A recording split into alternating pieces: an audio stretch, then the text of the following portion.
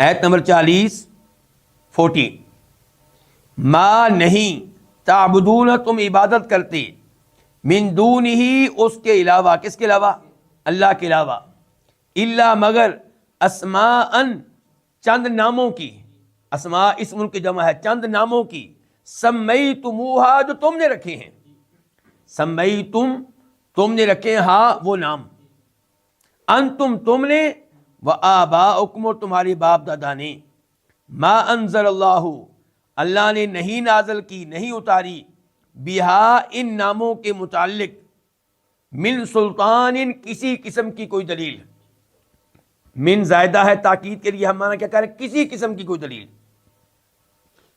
ان الحکم الا للہ، یہ نون کے نیچے کسرہ آگے ملانے کی وجہ سے ہے، ورنہ اصل میں کیا لفظ ان، اور ان کا معنی عام طور پہ ہم کیا کرتے ہیں اگر، لیکن یہاں پہ آگے کیا آ گیا الا، تو معنی کیا کریں گے نہیں، نہیں ہے الحکم فیصلہ کرنا، الا مگر للہ اللہ تعالیٰ کے لیے، للہ دو الفاظ ہیں لام اور اللہ، اللہ تعالیٰ کے لیے، امارا اس نے حکم دیا، کس نے؟ اللہ نے، اللہ اصل میں کیا ان اور لا، یہ کہ لا تعبدو تم عبادت نہ کرو، الا مگر ایاہو اسی کی، ان کے اللہ کی، ذالک الدین القیم یہی ہے سیدھا دین، یہی حسر پیدا ہو گیا کیونکہ ذالک بھی معرفہ ہے، الدین القیم خبر بھی معرفہ ہے، یہی ہے سیدھا دین، القیم سیدھا، ولیکن لیکن اکثر الناس لوگوں میں سے زیادہ تر لا یعلمون علم نہیں رکھتے۔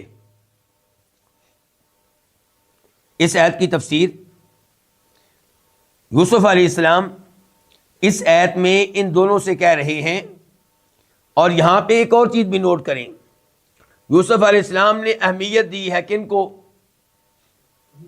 اس آدمی کو جو بادشاہ کا ساقی تھا، اسے مشروب پلایا کرتا تھا، شراب پلایا کرتا تھا، اور دوسرا کون تھا؟ کھانا کھلایا کرتا تھا۔ آج کا عالم دین، آج کا داعی کیا ان عام لوگوں کو اہمیت دیتا ہے؟ یعنی کہ وہ سمجھتا ہے کہ میری دعوت کن میں ہونی چاہیے؟ اوپر کے طبقے میں۔ ایک ایک آدمی کو غنیمت جانے توحید کی دعوت دینے کے لیے اور عقیدے کی اصلاح کے لیے۔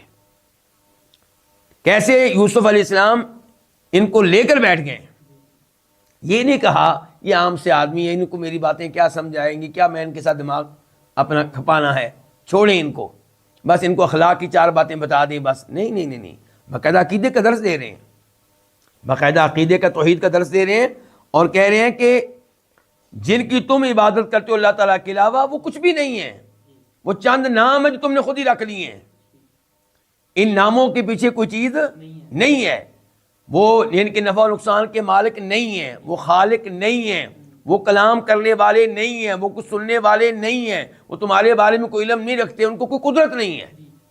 تم نے چند پتھروں کو، چند مورتیوں کو، چند بتوں کو رب کا نام دے رکھا ہے اور ان کی عبادت شروع کر دی ہے۔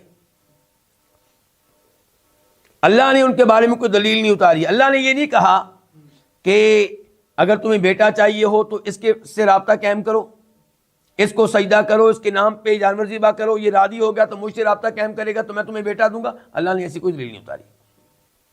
ان الحکم الا للہ، فیصلہ صرف ایک اللہ کا، یعنی کہ کونی فیصلے۔ کونی فیصلے سے کیا مراد ہے؟ مثال کے طور پہ سورج کے اوپر حکم کس کا چلتا ہے؟ اللہ کا، چاند کے اوپر اللہ کا، ستاروں کے اوپر اللہ کا، اور کونی میرے اور آپ کے اوپر بھی کونی حکم اللہ کے چلتا ہے۔ مثال کے طور پر اللہ تعالیٰ کہتا ہے بیمار ہو جا، ہم بیمار ہو جاتے ہیں، فوت ہو جا، اسی وقت ہم فوت ہو جاتے ہیں۔ باقی رہ گیا شرعی، تو شرعی حکم بھی اصل میں حق اللہ ہی کا ہے، شرعی حکم بھی کس کا حق ہے؟ اللہ کا، لیکن اللہ نے بندوں کو اختیار دیا ہے کہ میرا حکم ماننا ہے کہ شیطان کا، تو اللہ کا حکم مانیں گے تو کامیاب ہوں گے، شیطان کا مانیں گے تو جہنم کا ایندھن بنیں گے۔